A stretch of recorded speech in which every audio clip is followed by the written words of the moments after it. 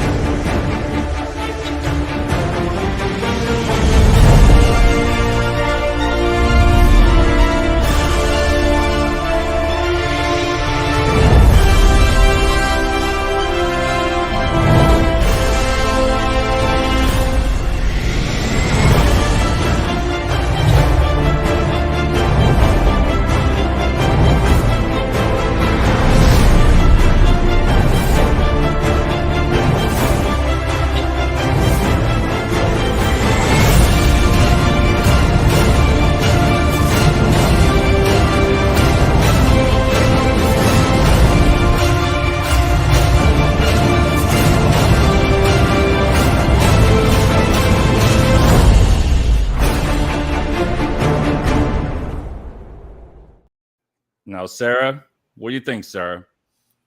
That is very captivating. Good, thank you. I knew that. I know you said I could. Greg even says, "Man, you feel like you're ready to fight." Always ready for battle when I see that. Yeah, when you see that. All right. Good evening, everyone. Oh, we got Joel in the house already. Good evening, financial coach people. I like that. Thanks, Joel.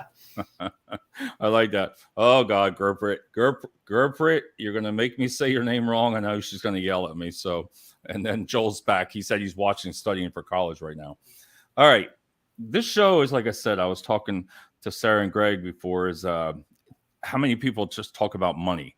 So I thought about it all day. I was like, even like, what kind of questions and what can you do? But let's introduce yourselves and tell us what you do, and then we're going to get into all the questions. Yeah, appreciate you having us on. We're excited to be here. We've worked in financial services now for over 7 years, and we're just excited to tell you guys about it and hopefully provide some value. But in a nutshell, we take the place of the class that everybody should have gotten in school, right? You know, we learned about maybe balancing checkbooks at best, but you know, when it comes to debt, retirement, where to get real interest on your savings, you know, we look at the full financial planning piece and really just want to educate people on how money can serve them better. That's what we do. Sure. Oh my God, I love it. Sara, I'm going to give you the first question now. Oh no. What if you had to say, you know, and we'll get into money about how everything, the economy is and everything like that with too, but what do you say to younger people today when you start talking to them about saving money? Or do you have a financial coach? Do you know what you're doing? What is the best kind of advice that you try to tell them? Get started now, because you have time on your side. If you waited from ages 25 to 55, and let's say you did not get serious about investing until 55, you'd have to put away almost $4,000 a month to hit your $1 million goal. And a lot of people, when they figure out what they need for retirement, that million isn't even going to cut it. So start now. You have to put way less away. Especially when they're in their 20s. I can imagine, like, everybody knows the way things are nowadays with the expense. And then what do you tell them? Like, these are questions I would be asking. I'm like, listen, well, everything's so friggin' expensive. I can't do anything. Everything I'm going to tell you is always negative. I can't do this because, I can't do this because. But what is something that you can tell him? How do you start out? What's the best thing? I mean, besides hiring yourselves, but what's the best thing about doing that? How do you even go about it? Even if you've got to go get an extra side hustle, go get some licenses, make a little bit of extra money so that you can fund retirement. And I know retirement feels like it's 40 years out when you're 25, but it comes a lot more quickly than you think it's going to. Geez, I wouldn't even know what to say to somebody, even my daughter. I wouldn't even know what to say. I'd be like, are you saving any money or what? You know, even Greg, I don't even know what you tell people. Tell them, like she said, that's pretty much it. Start now. Get the education. Get the education, all that part. What do you feel is the best advice for 401k, Roth? Can you break those down, like two different things, what they are and what do you suggest? Yeah, so your 401k, that's something that your employer is going to offer you. And it comes with a match oftentimes. So absolutely, when we are looking at what our clients have access to, Right. go invest in your 401k up to the match, get that free money because nowhere else is giving you free money. But don't exceed it. But then if you're eligible for Roth IRA, so you're under. What's the difference though? What's the difference? So 401k, that money has never been taxed, which means you get to put it away to age 59 and a half. That's the IRS's magic number. That's when you pull the money out. But when you do pull the money out at retirement, you're going to be taxed on all of it. Now, yeah, but what you take out or only what you withdraw, right? It's what you withdraw. So each year you'll pay taxes on that. Then a penalty. Well, no penalty if we wait to 59 and a half or older. Oh, it is. Okay. I thought it was still, no, I guess, 59 and a half. I thought it was 60. Or I guess they can. 59 and a half. Yep. That is the IRS's magic age. We did not come up with that, but that is their specific age that you've got to wait to. Then the Roth, that money has already been taxed. So imagine getting your paycheck and now you decide that your paycheck has already been taxed, right? But you decide that you're going to invest a little bit of money each month and you put that away. It doesn't matter if you invested $250,000 and it grew to 1.5. You're not paying taxes on any of that money again. There's also no required minimum distribution, which happens on a Roth. Roth. Yep. Which happens at age 73, 74, depending on the year. And you don't have to take that money out. The other really cool thing about a Roth IRA and why we always recommend it is you can access any of the money that you've put away. It's called the principal. So you can access that prior to age 59 and a half, and you will not get penalized. Also, that money can be left to your kids tax-free. So what's the difference then? I'm going to back that up there. So what would you tell somebody if it's just a 401k? The 401k is making money because they're investing it, right? That's where it's all making their money. The Roth is not. The Roth is you're getting a set fee, right? Nope. The Roth IRA is invested. It's almost like a vehicle. Like you could drive a Chevy or a Ford, and let's say that the 401k is a Chevy and the Roth is a Ford, but we can put the same drivers in those vehicles. So you have the same mutual funds or same single stock, depending on what your company offers. It's just the tax piece of it. Are we paying taxes now and not paying them again later? Or are we not going to pay them now and then we have to pay them later? So either way, you're getting either way, like a Roth, you still have to wait till you're 59 and a half, same thing? You're supposed to wait to 59 and a half. Yes. Because basically you've made a deal with the IRS that you're not going to spend that money. So they give you these special tax advantages. But again, with that Roth IRA, it's kind of like a Swiss Army knife. So you can actually access every dollar you put away before age 59 and a half, but it's when you touch the gains, that's when you get taxed or penalized rather. The gains that you're talking about, that the profit you're making? Correct. The growth, yeah. The growth that you're making, you'll get penalized if you were to withdraw. You can withdraw that stuff separately or not? Well, you can just select how much you're withdrawing, and it's going to come from the principal piece first. Right. But let's say you put 50,000 in there and it grows to 75,000. Well, you could access 50,000 of it, no penalty. But as soon as you get to 51,000 or $50,001, that's where you're going to start taking money basically from the growth.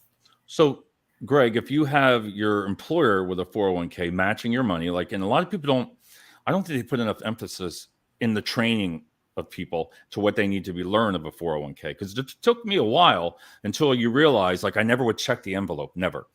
And all of a sudden you're like, you open it up, 2 years later, you're like, whoa, you can really make some money, and then you lose it. So you can go back and forth. But what do you tell people? Do you go with the Roth, or do you do, is there a certain age limit that you would be better off going into your work 401k? You're going to make more money off of that, right? You want to do both. You want to absolutely, if you've got a full-time job where they're offering you a 401k, you absolutely want to take advantage of that match. Now, you don't want to exceed the match, Okay. We call that overfunding a 401k. Yeah. What is that? I don't understand. I've never heard of that. Never. Because you can put up to 10%, right? Well, it depends. Each company is different. Some of them will say, oh, we'll match, 100% up to 5% of your pay or up to 3% or whatever it is. So when we say overfunding, we're talking about not going over what the company matches. So the company's matching, it's giving you extra money. So then you're making that extra money. You're making that, they're going to say, we're going to match you 3%. Some companies do the 6%. I've had that before. So 6% of the money you're putting in, they're going to match. That's what you're talking about right there. They're matching that money right there. And that's the money you're going to get taxed on? Or? So in your 401k, you're going to end up getting taxed on all of it. The whole pot. When you go into retirement. But with a 401k, let's say that your company does say, if you put 6%, we put 6% in. Yeah. Go ahead and take advantage of that, even though you're going to get taxed later on in life, because nowhere else is giving you free money. So you'd be crazy not to take that. Can you borrow up against it? Like if you need a emergency loan, and that's where a lot of people, I think as you get older, you start thinking of this stuff. Like, can people borrow against their 401k? Or is that probably not heard of?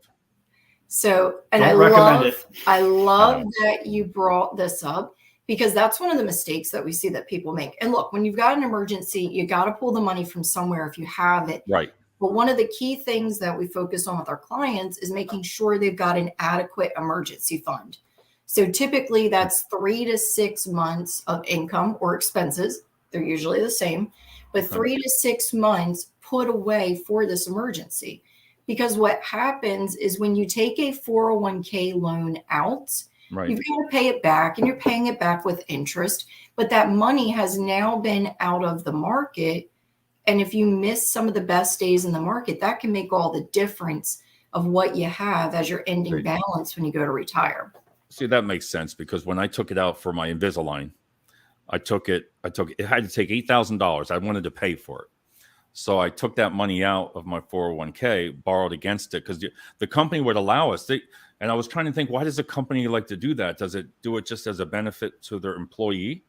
Like, is it saying, right? Because all I had to do was then they took it out of my paycheck. But now I understand what you're saying there, because that $8,000 was not there. But is that $8,000? But is that only at what you're paying back monthly? Does that make sense? Or can you reword that question for me? Like if you're taking like the 8,000 that I took, okay, and you say that money's not in your system, until you pay it off, but you're only that money, that whole withdrawal is taken out on that, right? You got it. So the whole withdrawal has been taken out. It's not earning interest from being in the market. You got $8,000 less dollars that are working for you and building wealth. Now, Greg, I know you can tell people what happens when you listen. You know what an emergency things are, but why it's not good to take out on your 401k if you don't have to. Because it's going to penalize you, and it's going to make a huge difference in your financial independence number. It's going to make a huge difference in whether or not you can retire. We all look at, the short term. Well, I can pull 10 grand or, 15 grand or whatever it is. Right. But when we actually map out for them and show them what it's going to do, how it's going to change their retirement, I mean, it can make the difference of if you retire or don't, let alone when you retire. Do you see a lot of people doing that in today's market? Unfortunately, we do. Yeah, I can't even imagine, because I get it. Listen, I understand. Isn't there under certain circumstances you can borrow against your 401k or not, or take it out? Yes, there are certain hardships that you can take the money out. So when you take and so people can understand this, say you have $100,000 in there, you're taking 25,000 of it out, you're going to get penalized. Your normal, say 22% taxes, or whatever, but then you're going to get charged 10% of that money that you're taking out, right? That's the penalty. Yep. It's another 10%. It's not on the whole. It's only the amount that you're taking out, right? Only the amount that you're taking out. 30% That's over 30%. It's like we say, it's like getting a 30% haircut right off of the money that you put away. And I get it. We talked before the show this, things are so different now for, I call them I'll just say the younger generation, millennials. Back in the day, you want to say you could get yourself out of work, you could find a place to live. You didn't have everything going on now, because now with the housing market, you must see all this 7-8% for a mortgage. that's got to affect every single freaking person out there trying to get a house, or even being a younger to get out of your house for that reason. It does. It makes a difference. But interest rates won't always be high like this. We've seen this before, so history kind of repeats itself. So if somebody can get into a mortgage and they absolutely have to, keep your credit great, go get it refinance at a different lower interest rate. And so everything is temporary at this moment. What do you, and we, again, I keep saying we talked about this prior, but, say you're in your 50s, naturally, what do you even tell people at that age? At 50, 55, you're just starting out versus when you're 20, 25. I guess you got all different kind of ages coming to you. I guess everybody has a certain plan, but what do you tell somebody that's middle age right now? What is the best? Smaller companies don't offer 401ks as many. But Greg, you said as a company, you can get 401ks for people that don't have them from their work. So one of the things we are able to do with 401ks is to help a company that's like, hey, I want to offer a 401k. Help the company. But an individual, you can't go out, right? There's no way, right? So an individual isn't getting a 401k unless it's something called a solo 401k, meaning they're self-employed. They've got that option. But often there are other options for retirement that are better than that. So is it better than the Roth to go back into the Roth versus the 401k if you don't have that then? Well, the Roth would be one of the options that we offer a client, and that's if they're eligible for one. Again, at certain income levels, they're no longer eligible or they're phased out. Okay. But a Roth IRA is, a great option rather than a solo 401k. The fee structure is typically a little bit different. Sometimes it's more advantageous for the Roth over a 401k. All right. So then, Greg, you said use go to company. You can set it up for a company, because I know you work with bigger companies. You said that you work with bigger, so you can take a small business that wants to offer their employees something. You can help them do that. Yep. There's a coffee shop down the road or something, and they say, hey, things are going good. I want to offer this as a benefit to our employees.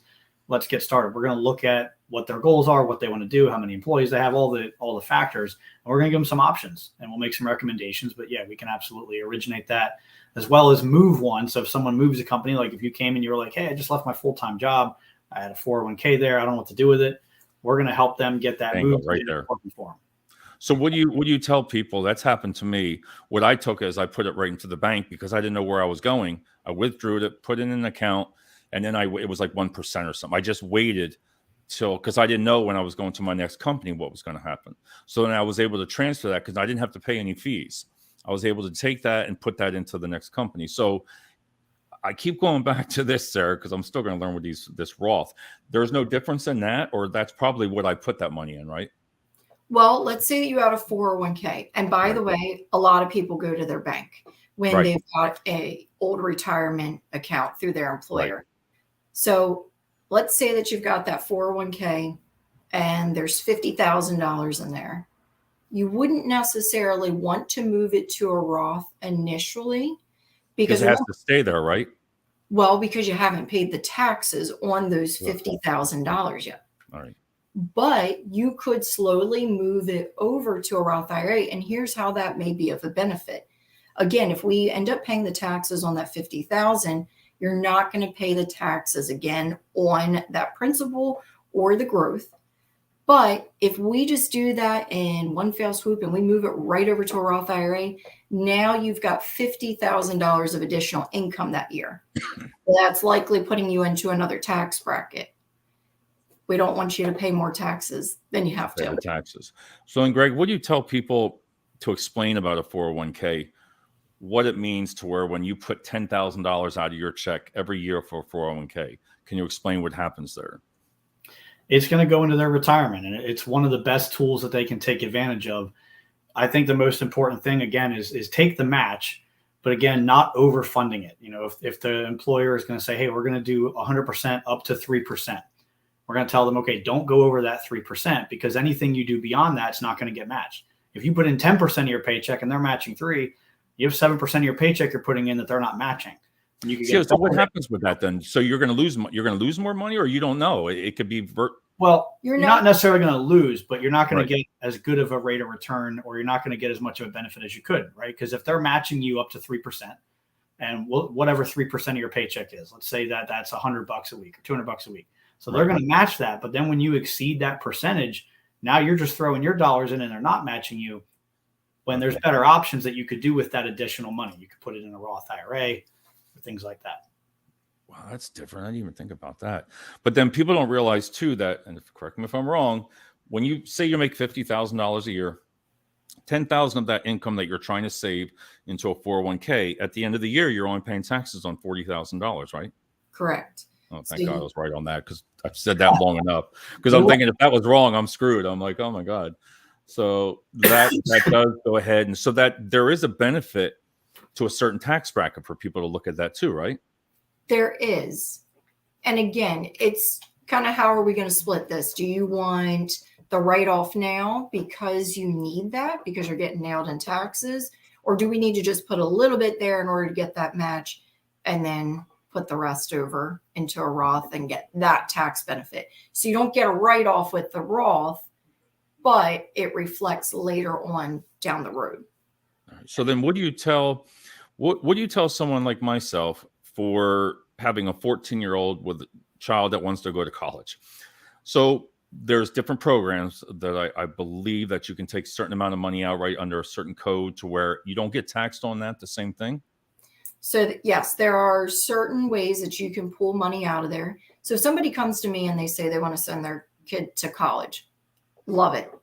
I love when parents want to help their kids. But Right. first off, I want to recommend that we've got retirement.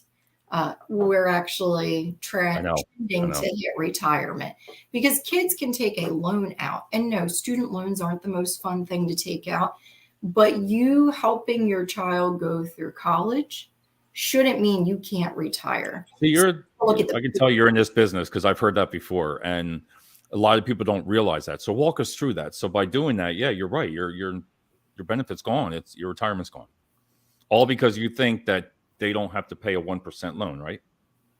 Well, and the loan's going to have a higher interest rate. But if we look at what the market returns, so let's say that it returns 9% Right. over the course of 30 years, but you don't have the money in there, you're not earning that 9%. Now you say, hey, Sarah, I'm trying to avoid my kid paying, let's say, 5 or 6% interest on their student loan.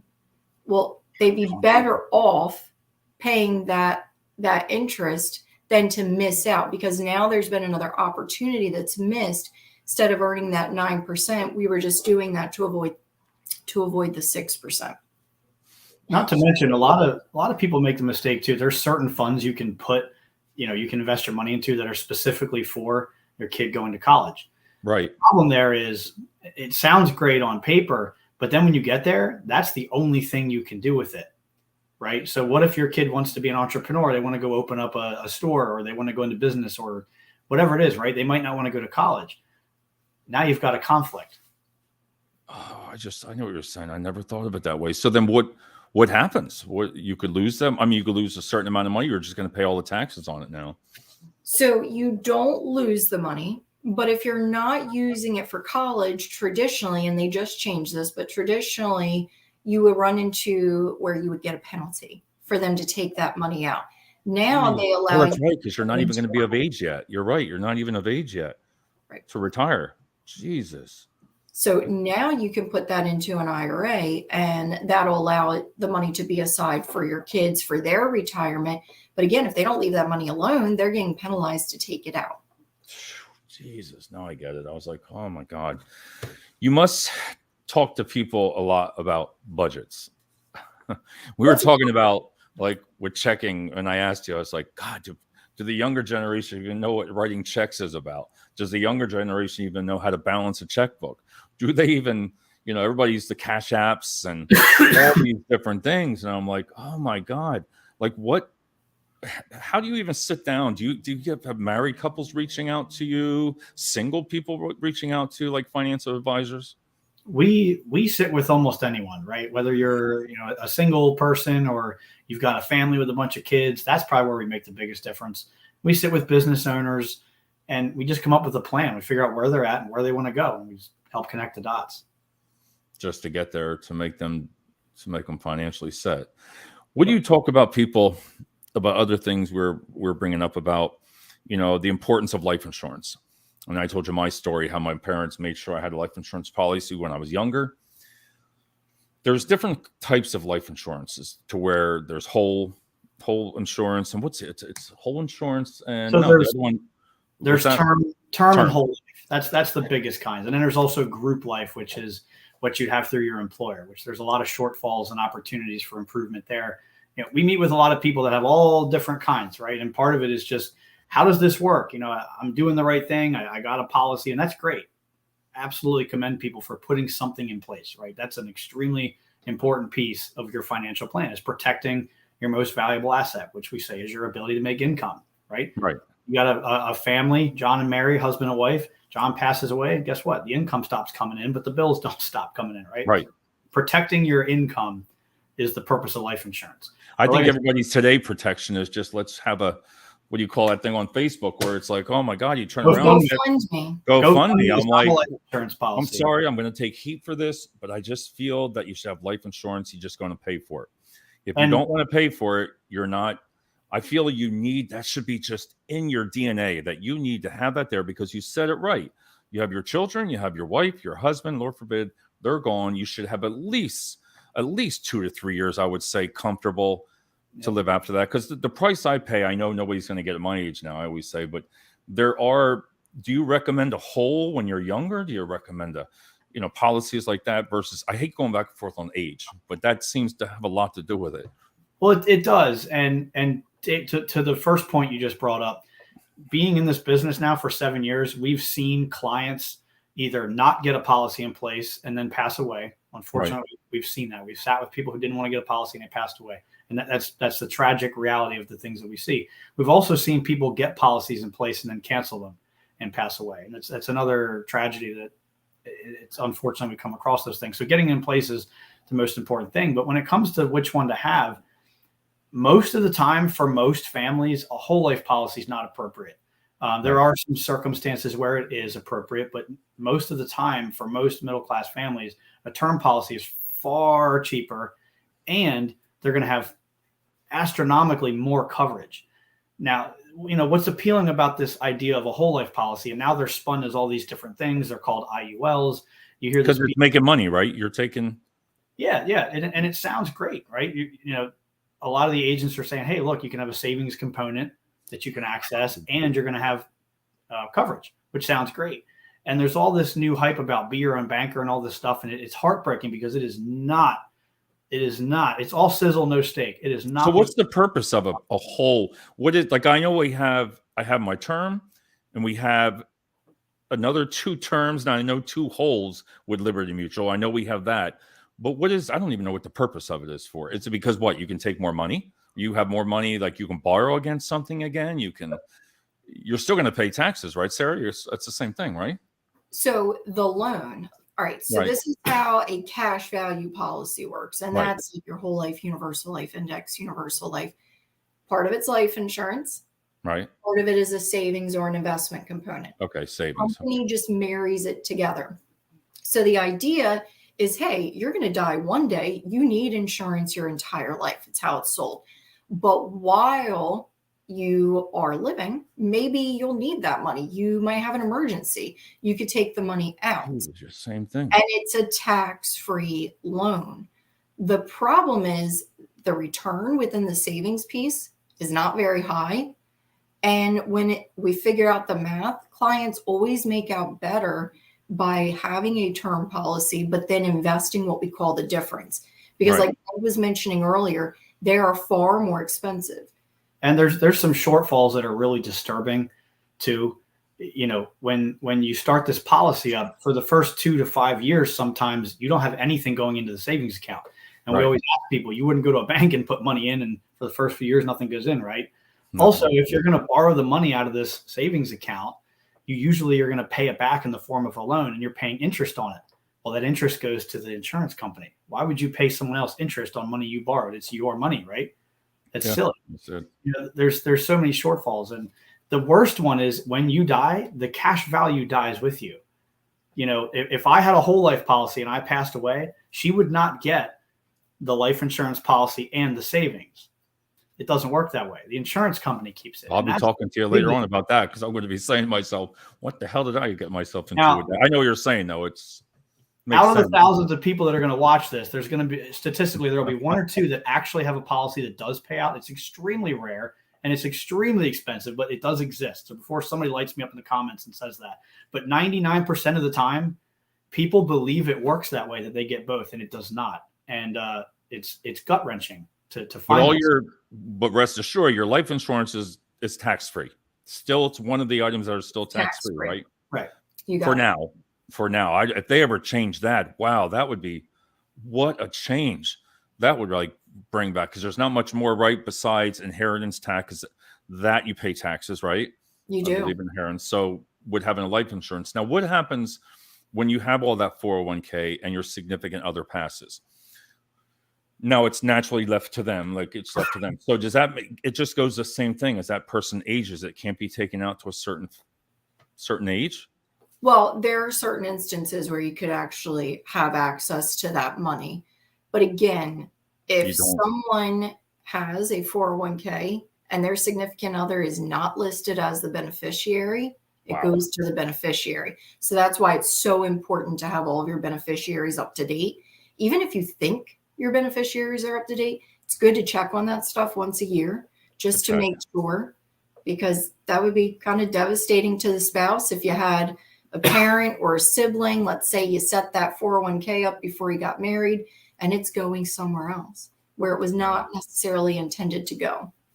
That's what I mean, because when you take that and people don't know until you pass, whether or not you might even have it for your work that people don't know. Wow, you just missed out. And that's why I have a thing to where all my policies, I've learned it from when my mother had planned, to her end of life. And wow, did she just do it right? We didn't have to worry for the will. And we're going to talk about that too. Every single thing was just right there, written out. You didn't have to go through papers and go through, because I'm sure stuff gets missed. I'm sure it's got to happen, for that. So what do you tell? Is there any difference that you tell somebody, again, younger generation, older generation, when it comes to life insurance? That's never too late. That's never.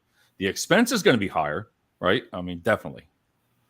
So the only problem there lies as it might be too late, because if you develop a health issue, especially with a term policy, if you develop a catastrophic health issue or had a health event, you may no longer be eligible or to be for extremely life insurance.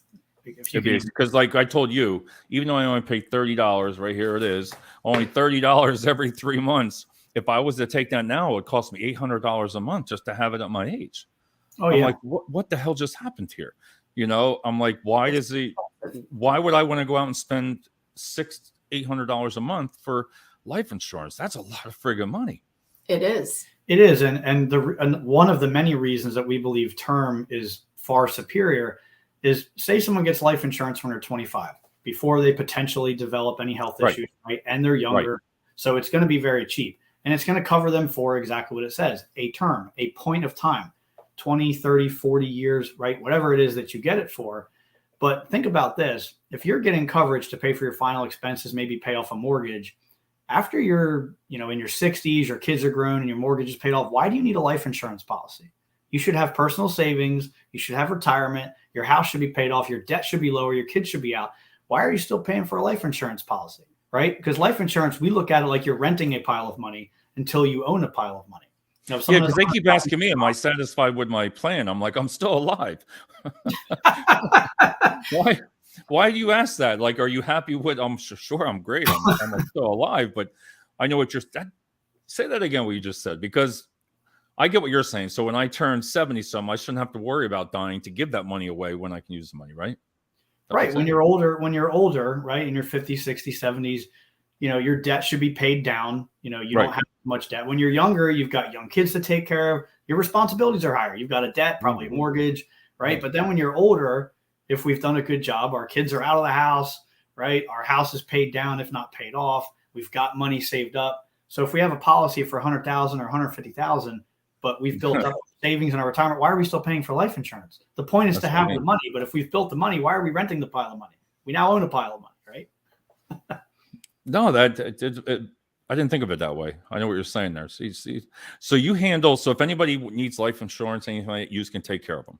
They can. Absolutely. We do. And you brought up a will. I don't know if you're going to bring that up again, but Yeah, we're going to talk about that. Yeah, right now, because like I said, my mother had everything, and my mom was still alive, but she had everything. Just the will.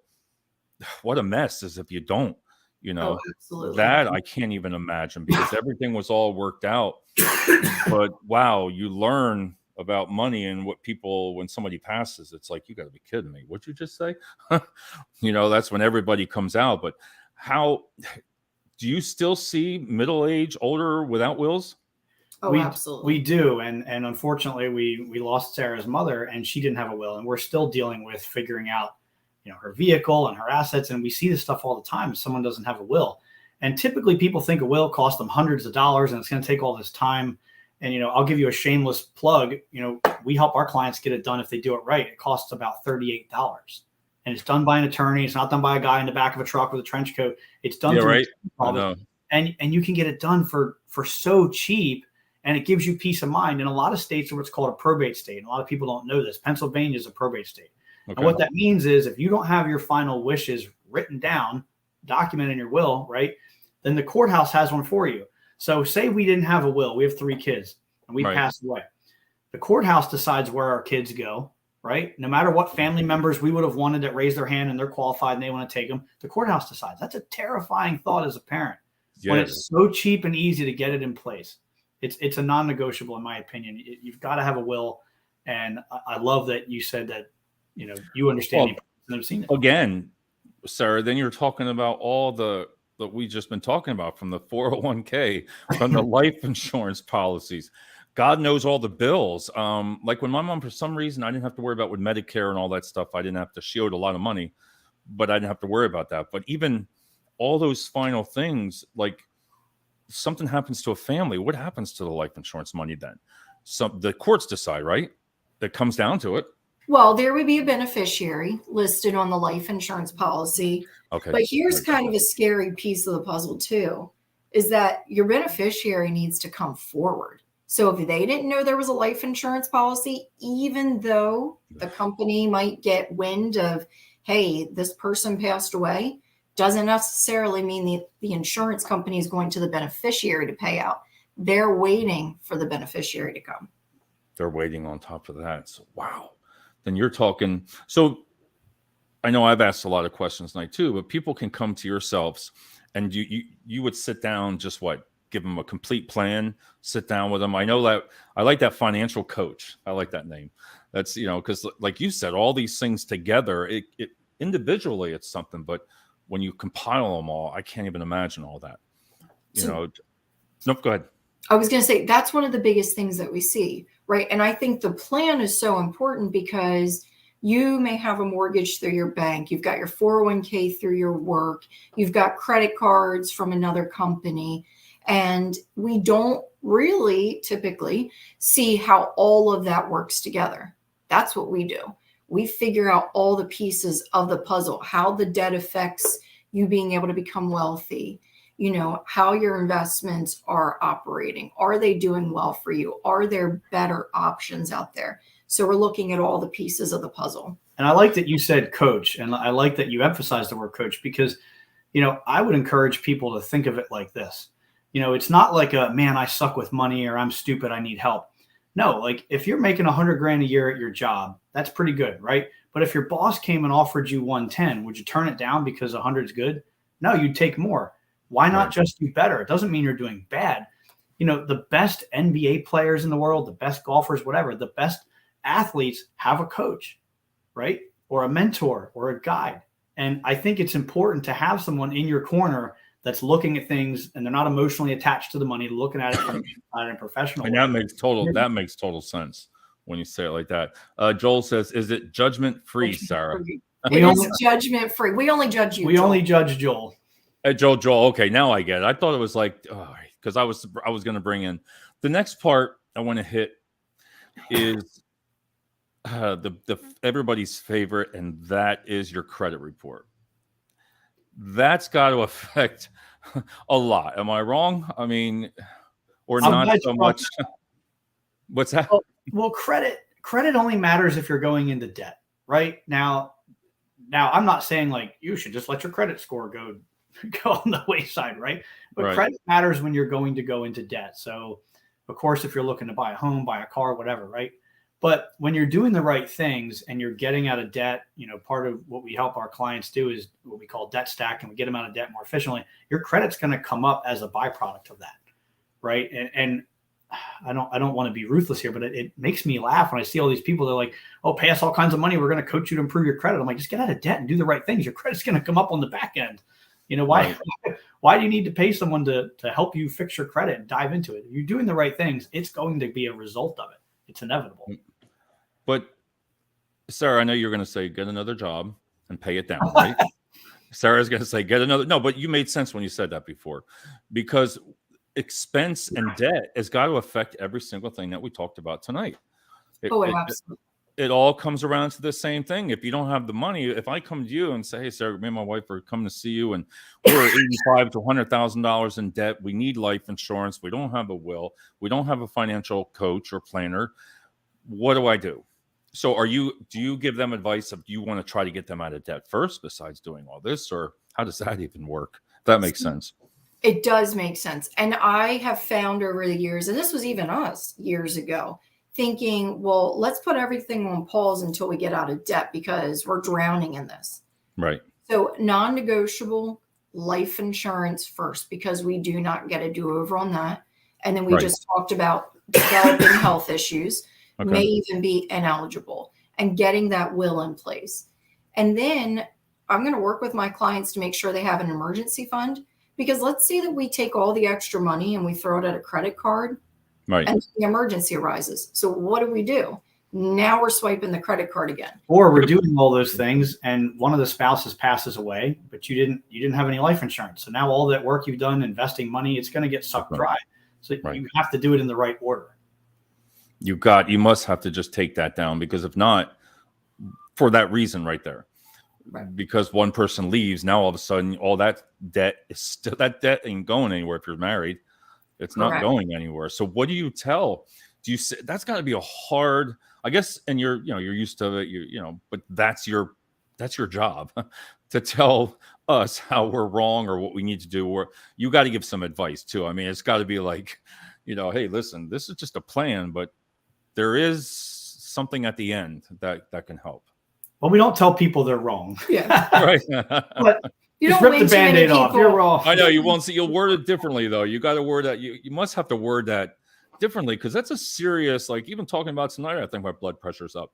You still got to talk about it. And I think that's what it is, the conversation that people don't want to have. Oh, I'm not worried about that. I don't care if I die. I'm going to be dead. No, you're not. It is. It's a conversation, rather than tell someone you've got the wrong life insurance. I'd rather show you, hey, do you understand how your policy works? Did anyone ever explain the difference to you of a group life policy, having one at work versus term versus whole life? Did anyone ever show you the difference? Okay, I'm going to show you the difference, and you're going to come to the conclusion what's best for you, right? Yeah, when you're doing that. And I just look at the younger generation, because I think they have a hard time right now. And I'm going to give it to them, because I do believe, like we talked about with the housing, do they think of a will? No. Do they think of life insurance? Probably not. Probably just their work, if they have it. They probably don't even know they have it at work. From there, what do you tell somebody that wants to get a house? Because that evolves. There you go, a mortgage. Now you got mortgage insurance. And then you're talking, wow, when you add all this stuff up, it's freaking crazy. It is. And one of the biggest things that we tell people is don't overbuy a house, meaning don't buy something that is more than you can afford, because you've got to think about those rainy days in the future. So if somebody is my client, they're thinking about buying a house, I want them to absolutely have a fully funded emergency fund before they purchase the home. Because what happens, like 6 months or a year or 6 months? 6 months. 6 months minimum. Because if you drain your emergency fund to buy a house and then your roof goes, you have an emergency, you're going to lose the house. It's the same thing when you said when you're dying, you're dead. You don't need that life. I know what you're saying there. That makes sense. Yep. See, made me smart tonight after that. But, no, but it's the same thing. I like how you said that. You're going to show them in the beginning how many people you have to see this day in and day out, and listen, because I imagine the other spouse sometimes doesn't know about something. You know what I mean? Like, oh, I didn't know you had this debt, or I didn't know you had this, or we didn't know. I bet that's just a total conversation too. And that's something that we are super proud of, is we meet with couples. We're not just meeting with one or the other. And sometimes it's hard to have those conversations like, oh, I have this credit card over here, or I didn't pay my student loans for the last 2 years. Those are hard conversations to have, but they are so important for couples that want to move forward. Put everything on the table. By the way, I got to tell you, I got this credit card that I'm just kidding. Yeah, you haven't had it yet, the credit card. But no, I can see tonight, and I definitely want to, do another show even, because we're at 45 minutes here, and I didn't even hit again my book, but I want to have you two back because I just think people need to hear it. They need to hear that. If you touch one person driving in a car, listen to a podcast saying, wow, I don't have a will, or I don't have this, that really makes you think, and for, like you said, just to reach out to you and you can talk, and the expense is not that much. And if you're there to help somebody, I look at it, I always look at younger generation and older generation, because it's just the money. It's when you get older, it's more expensive. It is. It just, even everything that you look at, it gets more expensive. But I want to thank you for coming on. And if you had to give Sarah, I'll let you, Sarah, then Greg. Sarah, if you had to give somebody out there some great advice about having a 401k or a Roth, what would that be? Great advice surrounding the 401k and the Roth. I wouldn't say either or. I'd say work with a financial coach. Seriously, know exactly how it's going to benefit you and what the benefits are. That makes total sense. And Greg? Start now. A lot of people want to put things off, next year. Oh, when I'm 30, when I'm 40, right? I'll start thinking about this. Just start now, understand. And the basics of it is just at least understand how this stuff works. Understand what you're missing out on. Understand the importance of it. Understand how it can work for you or how it can work against you. Just get educated on it, right? Good. And that's why I wish I'm going to tell a couple of friends to watch this, because I want to really learn more about those, the life insurances, the holes and everything, because you don't know. And they try to sell it to you. Insurance companies, they'll be like, oh, you just need the whole insurance. All right. Well, it makes total sense. Now I'm going to say, no, I talked to Sarah and Craig, but I understand what you're talking about. Now, I think the whole thing comes down to just educating everybody about a 401k, even at their work. I don't even think people understand what it is. Oh, 401k, I can't afford that. I always say you can't afford not to. Every raise that I get, raise I get, I put that in, because I'm living without it anyway. So if you give me 4%, 5% raise, that 4%, 5% is going to my 401k. It just makes total sense. I've done that the whole life. Just put it right in through there, and you don't really miss it. And when you open that envelope up, then when you're like, well, you might not want to open up sometimes, because when everything goes higher, you'd be like, oh, wow. But, as you get older, see, I have an age thing, I think, when you get older, but it'll really grow. And I think you start thinking about that at age 50 and above. I'm sure. And your things are. So please, everybody, reach out to Sarah and Greg right in Pennsylvania. And can you do life insurance policies and all that in different states? Wills, that doesn't matter. We can. Yes. They can reach. So this is on LinkedIn. So if anybody has any questions, we'll put some information. If you want to put in the comments, Sarah, you can put in there about how to get a hold of you, and right through there, and they can message and give you a call. But we'll say goodnight, and then I'll be back this week, everybody. And thank you. And we're going to do definitely a part 2. I'll talk to you right after the video here.